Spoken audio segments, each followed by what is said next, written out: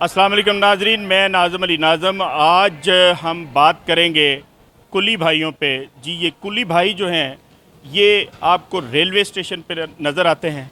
इन्होंने लाल रंग के गौन पहने होते हैं और ये आज हम इनकी ज़िंदगी पे कुछ गुफ्तगू करेंगे, इनसे भी गुफ्तगू करेंगे, लोगों से भी गुफ्तगू करेंगे। आपको ये बताएंगे कि ये कितना कमाते हैं और इनकी ज़िंदगी जो है वो किस तरह गुजर रही है।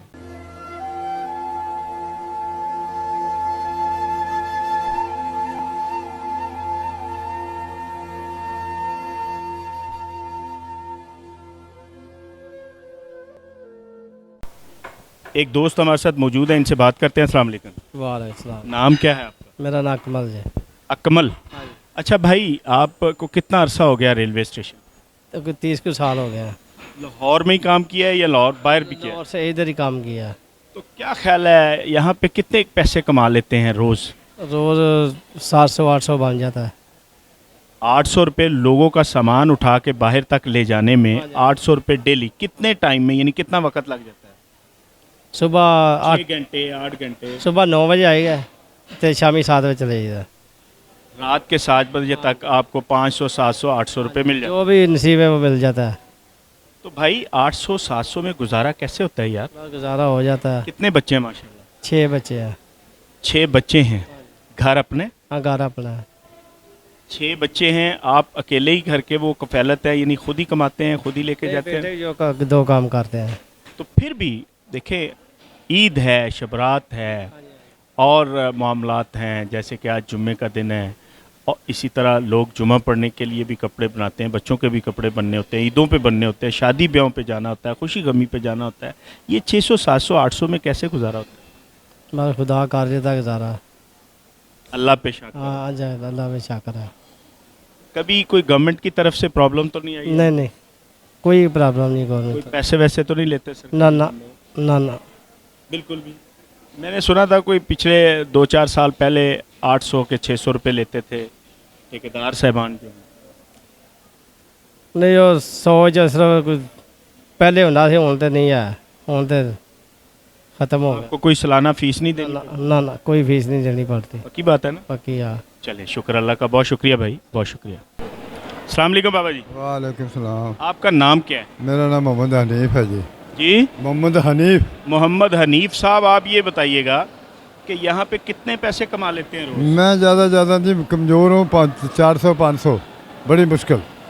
अच्छा, आप कमज़ोर हैं, वज़न ज़्यादा उठाया नहीं जाता? नहीं जी, एक बैग फड़ लिया बिन तरला करके, कोई टैची फड़ लिया बिन तरला करके, तो चलो कोई थोड़ा बहुत देता। बाबा जी कितनी उम्र है आपकी? मेरी 85 साल उम्र है। 85 ईयर? जी सर। 85 साल आपकी उम्र है? जी सर। 85 साल? 85 साल सन 36 की वजह से मेरी।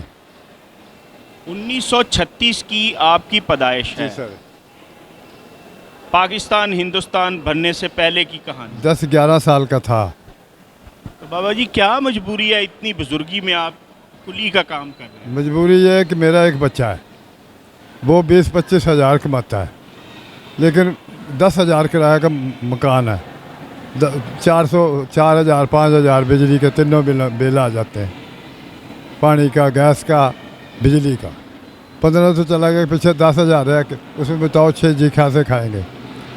किराए का मकान है? जी सर, यहाँ घोड़े शाह रहता हूँ मैं। घोड़े शाह में किराए के मकान में आप रह रहे हैं? जी सर, 10,000 रुपये। तो क्या कहेंगे, ये महंगाई जो आजकल है इसमें, इसका मतलब है मुश्किल हो रहा है? तो सब मुश्किल ही है, तो मिलता तरले करते फिरते हैं लोगों के, मुश्किल ही है ना। महंगाई इतनी है कि अब आप भाई जी, आंखें आपकी नज़र आ रही हैं कि आपको बहुत ही कम नज़र आ रहा है, बल्कि बहुत ख़राब नज़र आ रहा है। जी, मैं मजबूर हूँ, क्या करूँ मैं। अब बच्चा जो उन्हें 10,000 में बताएं आप कि इतनी महंगाई में बच्चे कैसे पाल सकता। 2 बच्चे हैं उसके, एक आप बीवी है, एक आप है, एक माँ है, एक बहन है, एक बाप है, कैसे पालेगा। मैं तो मजबूर होके आ रहा हूँ।